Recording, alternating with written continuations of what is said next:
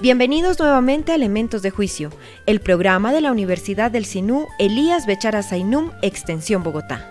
En esta emisión les presentaremos los mejores momentos del foro El Estado Social de Derecho en la jurisprudencia y la doctrina del Consejo de Estado, realizado en las instalaciones de nuestra universidad en memoria del excelso jurista Humberto Mora Osejo. El doctor Mora Osejo, que falleció en el mes de abril, fue magistrado y presidente del Consejo de Estado, catedrático, tratadista y miembro de la Academia Colombiana de Jurisprudencia. A este foro asistieron invitados internacionales como el profesor Fabrice Urquevi, de la Universidad de Burdeos, Francia, los profesores nacionales María del Carmen Jarrín Cerón, Luis Ignacio Betancur Escobar y Guillermo Sánchez. Nos acompañaron también los consejeros de Estado Alberto Yepes Barreiro, William Zambrano Cetina, Germán Bula Escobar, Álvaro Namén Vargas, Danilo Rojas Betancur y Ramiro Pasos Guerrero, así como nuestro director y rector, el doctor José Gregorio Hernández Galindo, y la directora del programa de Derecho, doctora Laura Ospina Mejía. Bienvenidos. Presento un cordialísimo saludo a los señores consejeros de Estado presentes, a los familiares del doctor Humberto Mora Osejo, a nuestros profesores, a nuestros estudiantes, a los miembros de nuestra comunidad académica presentes. Este es un acto que tiene por objeto primordial rendir un homenaje muy merecido. Desde hace muchos años hemos debido rendir este homenaje al doctor Humberto Mora Osejo. Fue un jurista, como lo decimos en la presentación de este foro, excelso. Un jurista con quien en muchas ocasiones tuve el agrado de conversar, de escuchar sus palabras, de intercambiar criterios desde el punto de vista jurídico, y puedo manifestar que en todas esas ocasiones alguna enseñanza me quedó, al menos una.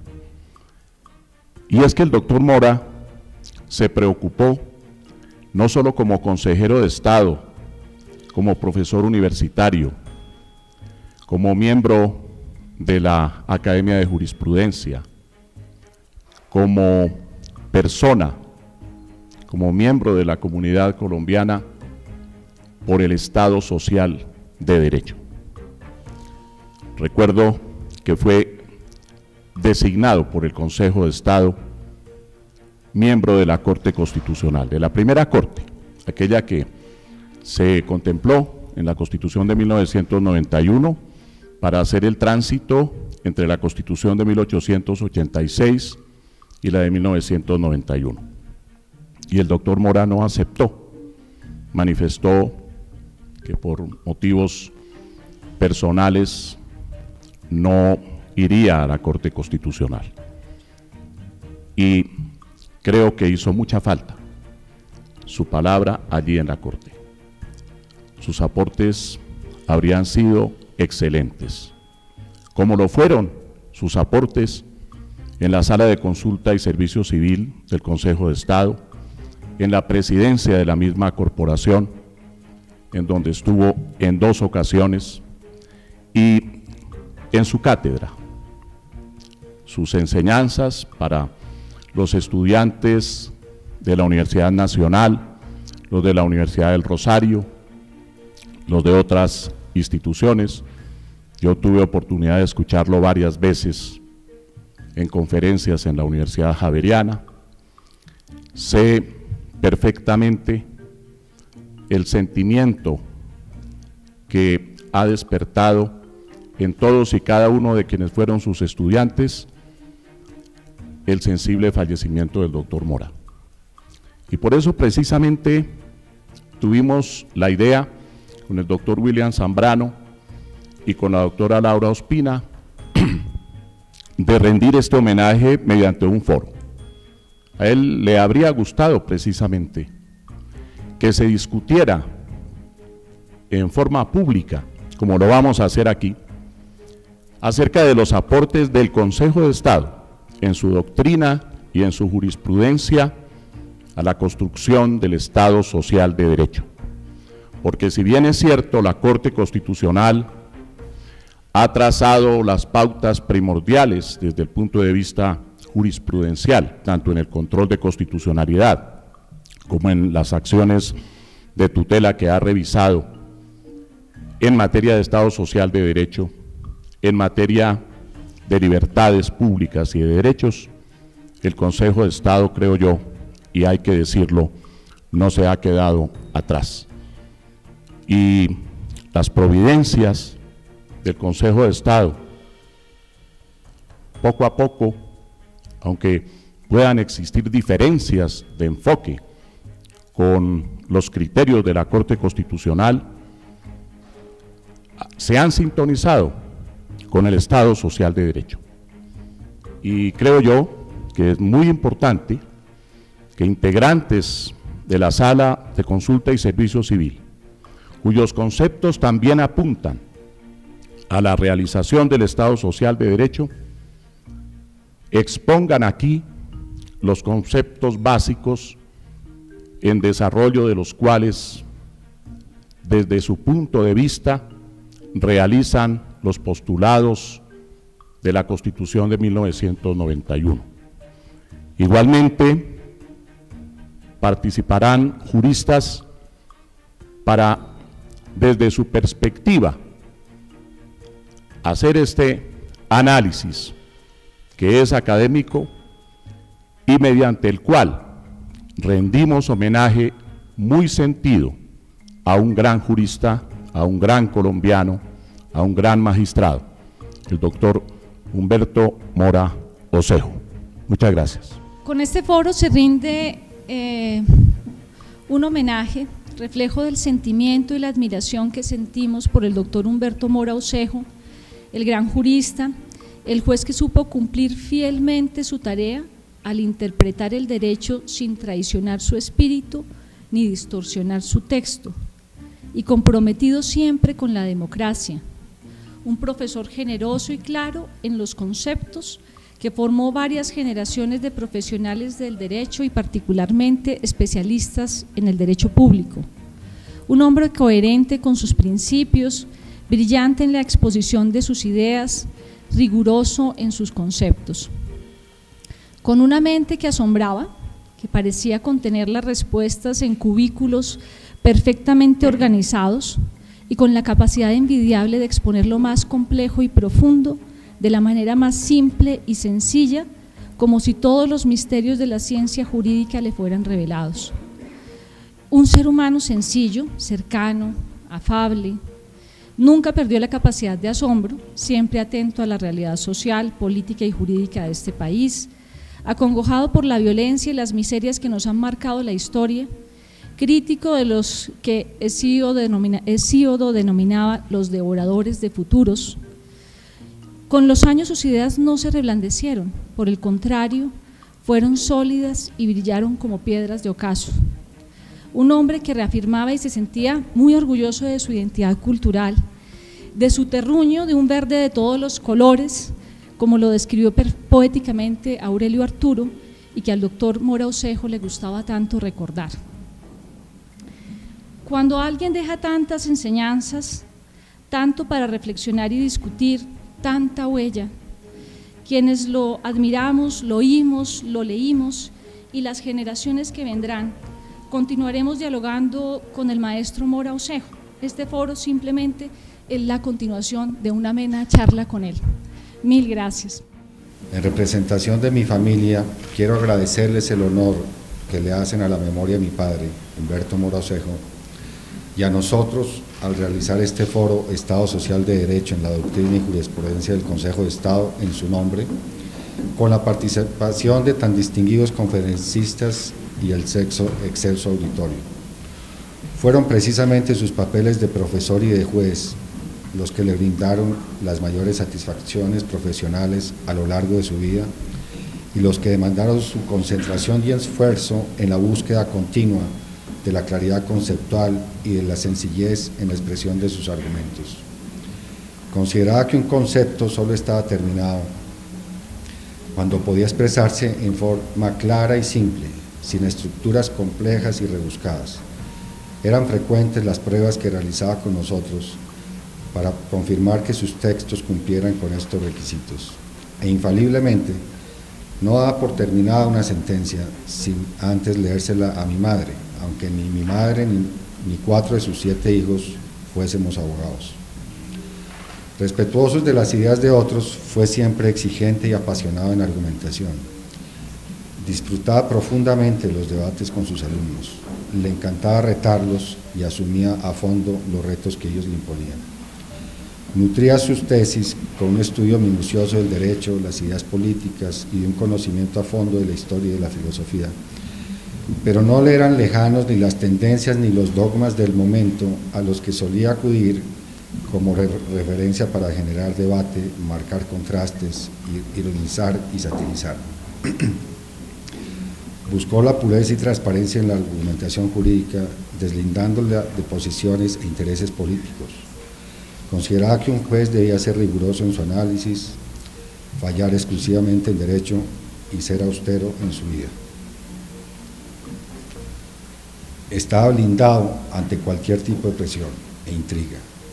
Fue siempre independiente y autónomo en sus decisiones. Como ciudadano y pensador, creía firmemente en el valor social de un Estado sólido, con instituciones fuertes y transparentes, que funcionen en beneficio de la gente, en particular de los más débiles y vulnerables.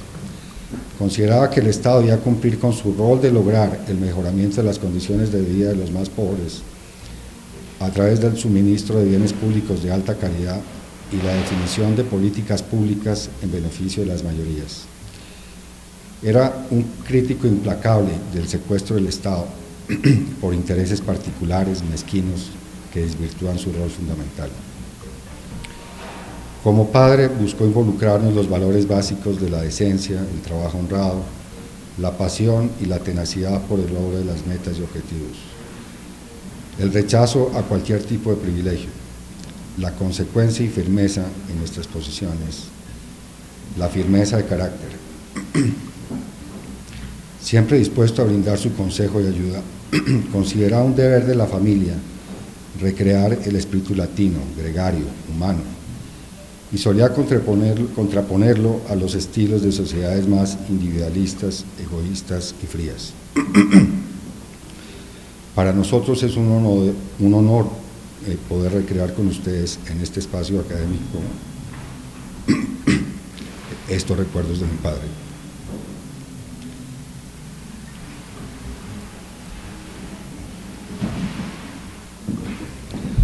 En estos días, desde su fallecimiento, hemos recibido las más generosas expresiones de aprecio y admiración por su memoria, las cuales agradecemos de corazón. Muchas gracias.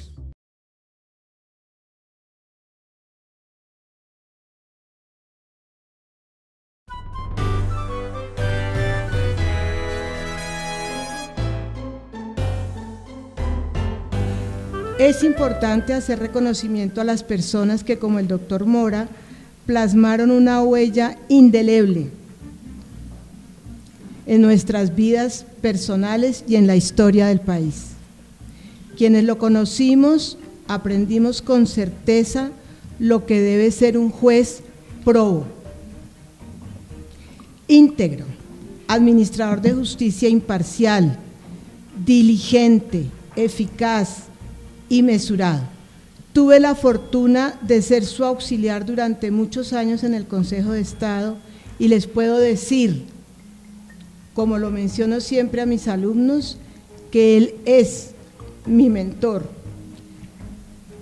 Lo que sé, se lo debo a él. La formación jurídica, la formación ética, la responsabilidad, lo aprendí cada día que compartíamos horas de trabajo y de investigación. Como mi profesor me enseñó la sencillez, la tolerancia, la comprensión, eso sí, todas esas virtudes profesionales y personales imbuidas de carácter, de firmeza, excluidas de cualquier negociación. Cuando el doctor Humberto Mora Osejo sostenía algún criterio, era porque había estudiado y profundizado el tema. Podía improvisar, lo cual no es fácil, porque su formación era sólida, integral, humanista, pero en los asuntos judiciales y académicos el rigor lo distinguía. Les comento que podría quedarme todo el día haciendo reconocimiento de las virtudes del doctor Humberto Mora Osejo, pero personalmente yo vine a hablar de su legado en relación con el Estado de Derecho y los jueces. Entre otras cosas, el doctor Mora no necesitaba de la Constitución del 91 para que se respetaran los derechos de todos, que se consolidara el principio de democracia, que hubiera claridad para defender los intereses del Estado, lo público, lo de todos. Pues bien, no deseo separarme de lo que aprendí y experimenté con el doctor Humberto Mora, jurista que se anticipó a todas las circunstancias y vivencias que estamos teniendo en este momento en el país. Él nunca fue ajeno a la problemática del juez como elemento fundamental del desarrollo del Estado y del derecho. Por ello dedicó su vida entera a estudiar la normatividad constitucional, legal, reglamentaria de nuestro país y aplicarla en cada una de sus providencias en la sección primera y en la sala de consulta y servicio civil del Consejo de Estado. Todos sabemos que la producción jurídica del doctor Mora fue inmensa, pero tendríamos que hacer un curso, una maestría de 2 o 3 años para poder estudiar y profundizar sus ideas, sus providencias. Otra cosa que el doctor Mora hablaba, profundizaba, y en estos últimos años ese era el tema, la autonomía de los diferentes órganos del Estado. Ese trabajo armónico de todos, pero independiente. Y unido a ese principio, a esa idea de labor armónica, él habló muchas veces sobre la excepción de inconstitucionalidad, precisamente para decir, bueno, quieren la Constitución que prevalezca, bueno, pues apliquen la excepción de inconstitucionalidad. Así entonces les planteo primero, con esa visión rigurosa que tenía el doctor Mora, profirió, por ejemplo, el auto de 22 de octubre de 1971, por el cual creo que lo hizo con emoción, revocó el auto inadmisorio de la demanda contra la nota de 22 de noviembre del 52, nos debe doler, a mí me duele todos los días, enviada por el ministro de Relaciones Exteriores de Colombia al embajador de Venezuela, por la cual, parece que Colombia, ¿no?, pero era el señor, declaró que el gobierno de Colombia no tenía interés en el archipiélago de los monjes, o sea, una catástrofe. En ese auto consideró que la nota era un acto administrativo y no un tratado internacional o cualquier otra clase de actuación, y que contra esa nota procedía la demanda de nulidad, como en efecto se había instaurado. Como era su costumbre, realizó un estudio conciso y claro sobre lo que se entiende por actos políticos y de gobierno y tratados internacionales y otra clase de actuaciones del Estado. Seguramente todos sabemos que esta providencia y un posterior salvamento de voto suyo sobre el mismo caso constituyeron el antecedente del inciso segundo del artículo 82 del decreto ley 01 del 84, el anterior Código Contencioso de nuestro país. norma que hoy corresponde al número 5 del artículo 104 de la Ley 1437 de 2011 sobre los asuntos que conoce la jurisdicción de lo contencioso administrativo, como son los actos políticos y de gobierno. O sea que se adelantó siempre. O sea, si queremos aprender derecho, leerse lo que el doctor Mora escribió y sobre todo sus salvamentos de voto.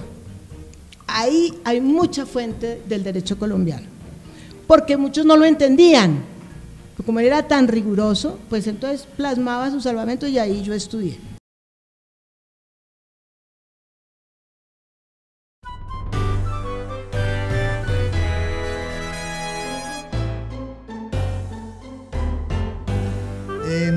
Nos han invitado para hablar acerca del Estado social de derecho y cuál ha sido su repercusión tanto en la doctrina como jurisprudencia del Consejo de Estado, e indudablemente el doctor Mora Osejo va a ser un referente de primer orden en esta visión de este nuevo modelo de organización de Estado.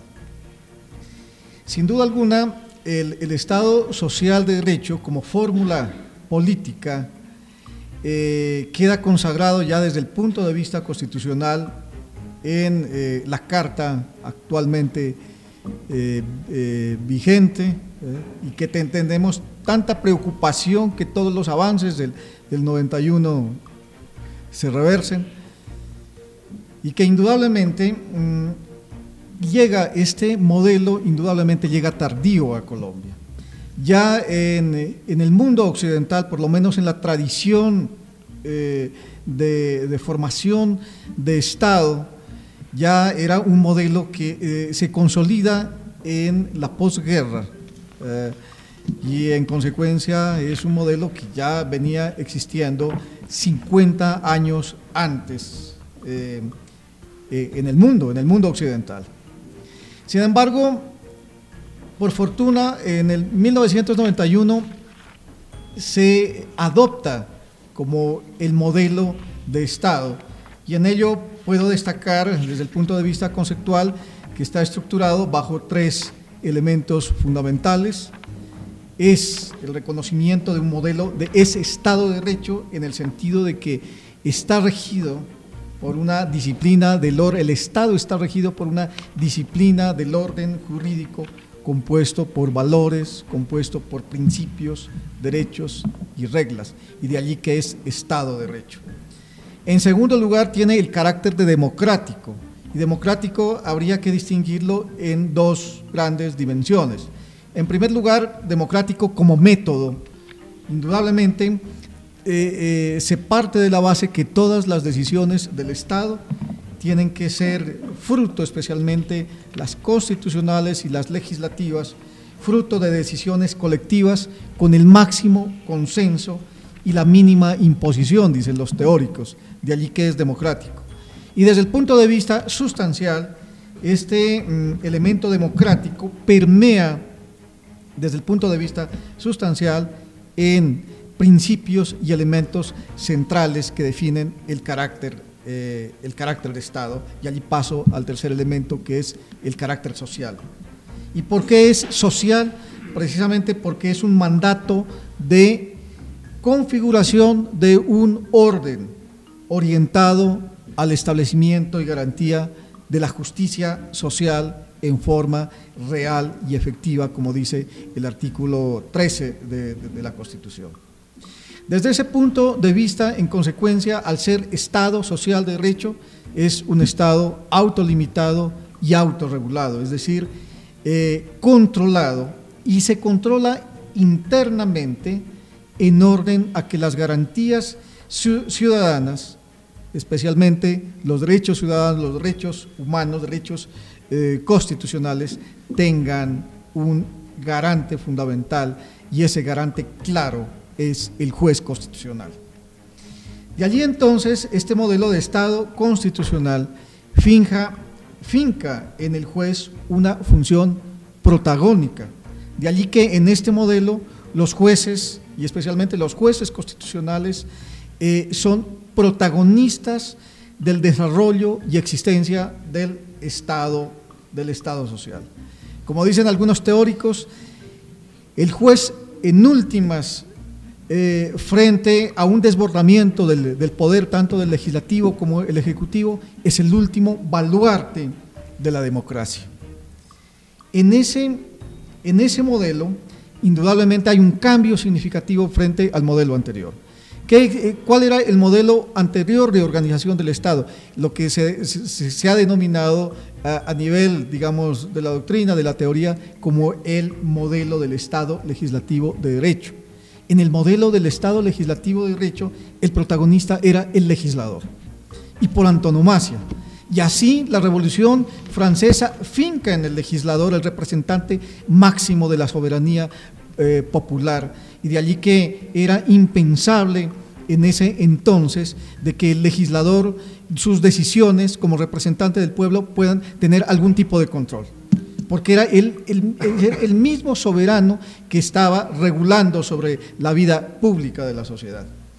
Y en consecuencia el juez solo estaba relegado, como decía Montesquieu, a ser la boca de la ley. Ese modelo, indudablemente de desconfianza en el juez, se transforma en el modelo del Estado constitucional. En el modelo del Estado constitucional parte de la base de que, en primer lugar, toda manifestación del poder público está sujeta al orden jurídico, y al estar sujeta al orden jurídico está sujeta a controles. ¿Y quién es, en consecuencia, en quién se deposita, digamos, el control de que no haya desbordamientos y que las conductas y la actividad, toda manifestación del orden público, empezando por el legislativo, empezando por el orden ejecutivo, en todos los órdenes es el juez? En consecuencia, esa función tan delicada y fundamental está asignada al juez, y en este caso voy a centrarme en el juez constitucional y específicamente en lo que tenemos en la jurisdicción contenciosa administrativa. Ese rasgo particular del consejero de Estado, del ex consejero de Estado Humberto Mora Osejo, implicaba que en él el vínculo entre el Estado y el derecho, entre la justicia y la política, existían en la expresión que creo que valdría la pena recuperar, como en Lou Murtra, como en Betancur Jaramillo y otros. Lo otro conduciría a ese dilema de si se está politizando la justicia o judicializando la política. Claro, cuando yo acuño esas expresiones, judicialización de la política o politización de la justicia, he tenido antes que separar política y justicia como si no tuvieran una que ver con la otra. Naturalmente, el ejercicio que uno puede adivinar que se está haciendo detrás es la separación entre la politiquería y el derecho y estas cosas, etcétera, pero eso no autoriza para no hincarle el diente a la muy importante, sustancial, crucial, vertebral relación entre Estado y Derecho, política y justicia. Humberto Mora Osejo tiene íncito en su ser y en sus providencias esa relación. Las últimas conversaciones con el profesor Humberto Mora me mostraron claramente, él no tenía ningún empacho ni subterfugios para decirlo, que era partidario de la intervención del Estado, que era antiprivatizador, antineoliberal. El neoliberalismo le producía erisipela subcutánea, pero yo quería llevar el progresismo del doctor Mora Osejo, que es muy fácil de ver, a un terreno un poco distinto, que es el que plantea Michael Sandel, ya muy prestigioso, creo que ya vino a Colombia por lo menos una vez, lo vi por ahí en los medios, el prestigioso profesor de Harvard, cuya cátedra Justicia tiene 1000 estudiantes, de varios, de una cifra mayor de aspirantes, 1000 logran entrar a escucharlo en Harvard. Sandel plantea como 3 grandes corrientes para ver la justicia: el bentamismo, que sería la concepción utilitarista, el que pone en el centro la protección de los derechos individuales, y el enfoque que tiene como propósito la construcción de una mejor sociedad. Yo quiero postular que el doctor Mora Osejo era del tercer enfoque, o sea, del enfoque de Sandel, por supuesto con el debido respeto él no podría ahora contradecirme y entonces eso hace, digamos, un poco innoble mi afirmación, pero no la hago con el ánimo de criticarlo, sino de aplaudirlo, porque yo también ando por esos mismos meandros, digamos, desde el punto de vista del enfoque teórico de la justicia. ¿Por qué digo que no era bentamista? Sencillamente porque su posición en relación con la intervención del Estado, con lo público, era, por supuesto, absolutamente contraria a cualquier aproximación de tipo neoliberal, eficientista. Recuerdo haberle contado en una de esas pláticas el discurso que un estudiante de la Universidad Nacional me echó a mí como ministro de Educación sobre el neoliberalismo, ¿no? Yo tenía que aguantar discursos sobre el neoliberalismo y aprender de ellos también, en que decía: los partidarios del neoliberalismo, sobre todo en el sector privado, son partidarios del neoliberalismo en lo que hace a la educación, a quitarle plata a las universidades públicas, etcétera, pero van a ver a la Orquesta Filarmónica y no se hacen reflexiones neoliberales sobre la orquesta. La reflexión neoliberal que hacía este muchacho, no sé de dónde la sacó, pero era absolutamente brillante, decía: ellos deberían ser consecuentes y decir, esta orquesta no debería tener 16 violines, sino 2, porque con 2 se oye lo mismo que con 16, se sería más eficiente. El señor del bombo de atrás que da un golpecito cada 5 minutos, ¿no?, es perfectamente ineficiente, etcétera. Un análisis, digamos. El doctor Mora se rió mucho, por supuesto, con el tema, que era sencillamente una transcripción de algo que yo había escuchado de parte de este joven dirigente estudiantil muy brillante de la Universidad Nacional. En cuanto a la protección de los derechos individuales, claro, ahí el principal dilema, y acaba de salir ayer, está fresco todavía, se corre la tinta de un libro de homenaje al profesor Alexi, prologado por Alberto Yepes, quien va a tomar la palabra próximamente, introducido por el doctor William Zambrano y el decano de la Universidad del Rosario, y la doctora Rocío Araujo. Plantea ese dilema, es decir, ¿dónde la protección del derecho individual y dónde la protección de lo colectivo? Ese dilema es un dilema que hay que discutir más en Colombia, porque muchas personas se acercan, digamos, en mi caso, y me preguntan qué es más importante, el derecho de una persona protegido a ultranza, ¿no?, en fallos suyos y de la Corte Constitucional, o el derecho colectivo que podría verse afectado por la protección del derecho individual. Ese no es un dilema sencillo. Yo simplemente quiero dejarlo planteado, pero creo que en última instancia, sin perjuicio de la protección de los derechos individuales, que en el caso del doctor Mora Osejo se veía reflejado sobre todo en su, digamos, sesgo hacia lo social, hacia la protección de los débiles, su visión de una mejor sociedad era lo esencial de su enfoque en el tema de la constituyente, visto en el vórtice exacto del vínculo entre política y derecho, entre Estado y derecho, política y justicia.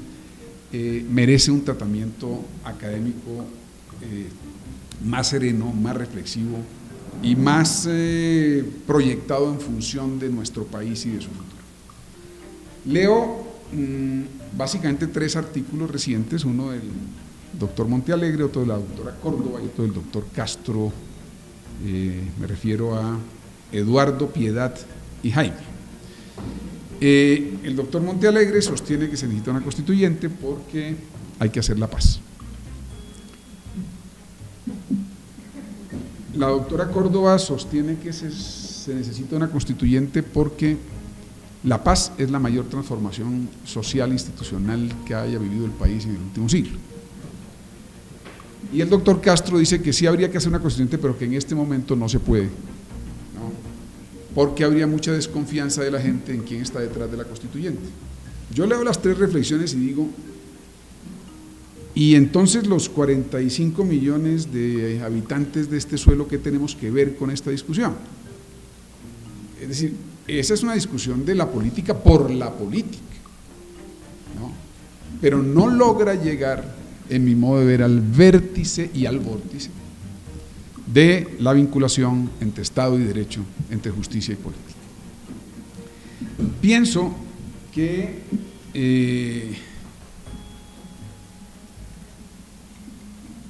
el referendo, si hay que hacer reformas a la Constitución, es completamente adecuado. La doctora Córdoba dice que no, pero por una razón muy interesante. Ella sostiene que castraría una participación deliberativa, participativa y vinculante del pueblo soberano sobre los acuerdos de paz. Al circunscribir una visión unidimensional de la potencia democrática del pueblo soberano a un plano que, como el electoral, viene siendo preocupantemente minoritario. Ya había dicho en el mismo artículo que el Congreso colombiano es elegido por minorías, etc. No quiero manifestar si estoy de acuerdo, solamente preguntar, ¿y eso qué tiene que ver con la constituyente? Es decir, ¿cómo la constituyente resuelve la participación deliberativa, participativa y vinculante? Se trataría de una especie de ágora ateniense con participación directa en la redacción de las normas constitucionales, o se olvida que las constituyentes también son producto de una elección, o se trata de una elección corporativa de tipo mussoliniano en el que se cogen estamentos de la sociedad, se les da una representación proporcional y se arma una constituyente. Creo que el tema es de la mayor importancia porque me parece que podría a partir del análisis más profundo y académico del asunto llegarse a una conclusión que yo postulo como hipótesis. Primero es que el país tiene que abandonar el fetichismo constitucional de una vez por todas. Uno no puede alegar que la Constitución del 91 no reformó todos los problemas del país, pero que la que voy a hacer ahora sí los va a resolver, ¿no? Porque tendría que dar buena cuenta de la razón de ese dicho. Es decir, ¿qué hace que la del 91, a la que de paso elogian los tres articulistas, haya sido excelente, una magnífica conquista, etcétera, no haya podido lograr los cambios materiales, pero una que voy a hacer ahora, no, sí va a poder lograrlos?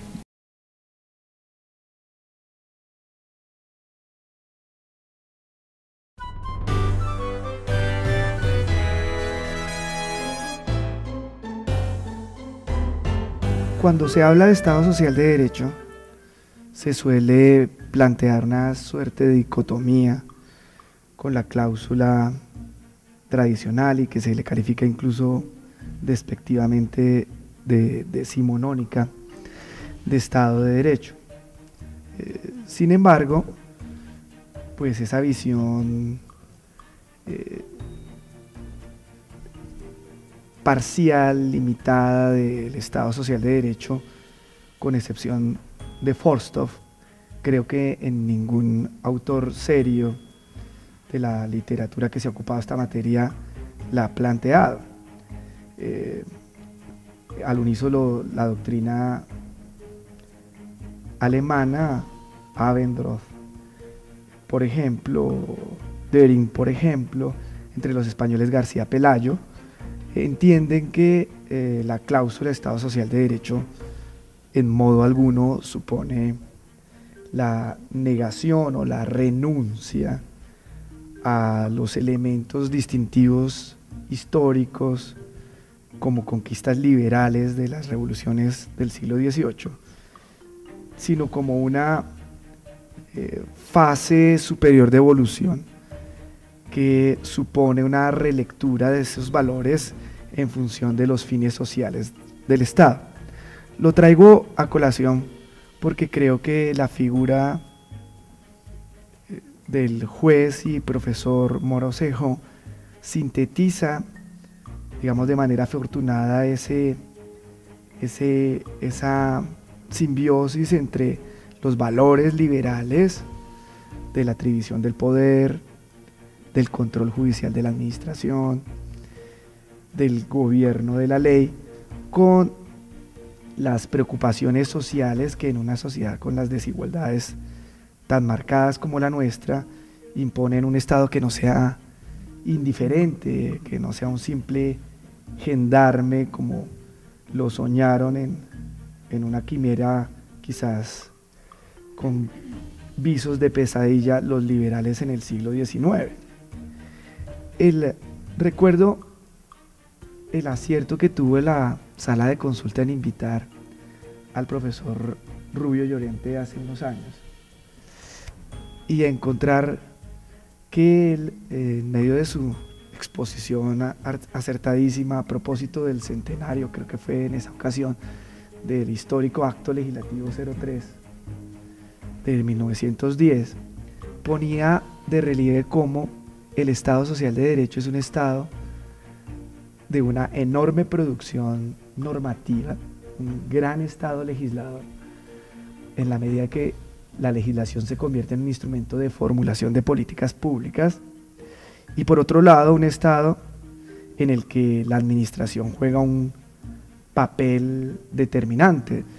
Recordaba el profesor Rubio Llorente cómo el Estado Social de Derecho es un Estado en el que la legislación exige una administración actuante.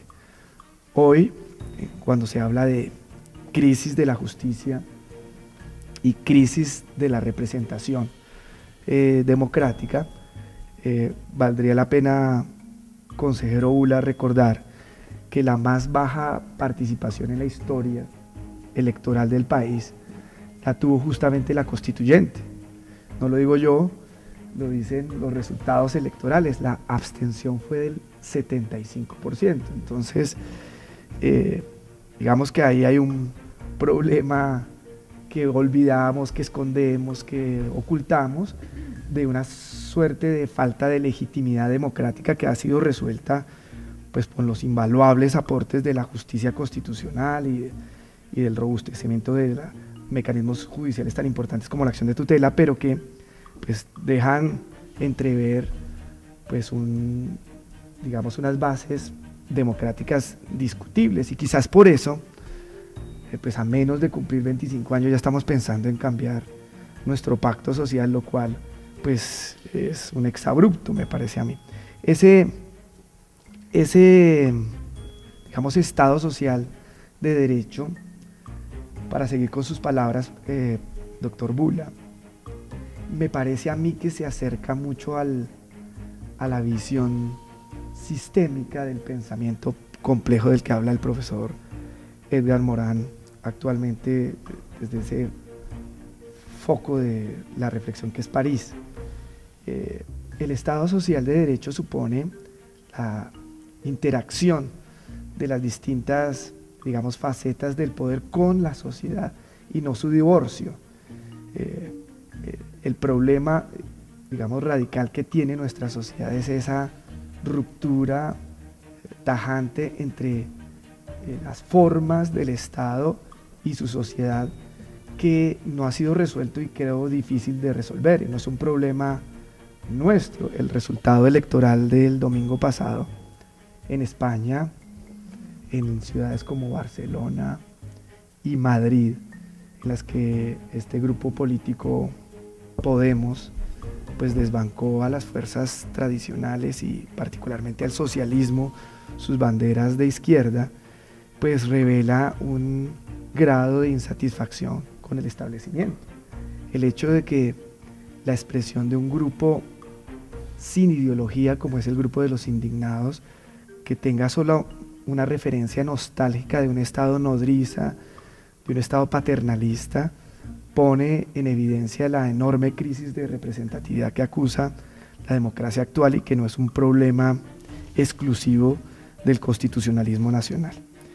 Yo quisiera centrarme en esta relación entre el Estado social y el aporte de la jurisprudencia en una visión, digamos, de retrospectiva, pero también de prospectiva, sobre dos puntos que fueron como importantes en la obra de Mora Osejo. Por una parte, quisiera resaltar la importancia que tiene hoy en día la centenaria jurisdicción contenciosa administrativa. Era en el capítulo 4 del libro que ya se ha mencionado varias veces acá, de estudios constitucionales, que le publicase la Universidad Nacional hace ya varios años. Hace un recorrido muy erudito, pero sin citas, sin enredarse en expresiones complejas, sino muy simple, muy categórico, sobre cómo la justicia contenciosa administrativa nació en Colombia fruto de un contexto hostil, y en algunos párrafos de la obra presenta cómo esa crisis que se dio entre los años 86 y 1905 desencadenó la necesidad de pues implantar una justicia que controlara al ejercicio del poder. tal y como lo planteó el doctor Bula, lo que está en juego ahorita con la reforma a la justicia es eso. No es solamente la autonomía de gobierno de la rama, sino el riesgo, y particularmente para el país, para el Estado de Derecho, para el Estado Social de Derecho, que no renuncia a ese principio de separación del poder público, de un órgano genuinamente independiente que le haga control a la administración. En el Estado Social de Derecho, el papel del juez se acrecienta, pero no como algunos han creído, por la vía de un protagonismo mediático a través de ciertas decisiones judiciales que evidentemente se han dado, sino porque por la naturaleza de los hechos, si tenemos un juez, un Estado legislador actuante, pues entre más leyes haya, más control judicial de las mismas habrá, luego más papel protagónico tendrá la Corte. Y entre más leyes por cumplir haya, mayor control de la administración tendrá que haber, por vía de acción o por vía de omisión, por vía de la justicia natural, que es el juez contencioso, o por vía de la justicia de excepción, que se ha convertido en la justicia, digamos, principal, que es la justicia constitucional de tutela y de los otros medios de control. Eso, digamos, está en grave riesgo, y me parece que el profesor Mora Osejo lo pondría, si estuviese vivo, en el ámbito de análisis, de reflexión con esta reforma. Estamos peligrosamente acercándonos a una justicia que se quiere, como ha dicho el eslogan o el estribillo del presidente, que no sea obstáculo para la paz, es decir, una justicia arrodillada, una justicia entregada al establecimiento, que dé cuenta sin chistar de las decisiones políticas y sin que ejerza su función de control. De ahí que en el contexto del Estado Social de Derecho el papel del juez se acreciente, pero no porque el juez se convierta en un dispensador de políticas públicas que él no está en condiciones de formular ni de poner en la práctica, sino porque necesariamente a mayor producción legislativa y a mayor actuación u omisión de la administración, necesariamente el juez constitucional y el juez contencioso administrativo tendrán que, digamos, entrar a actuar.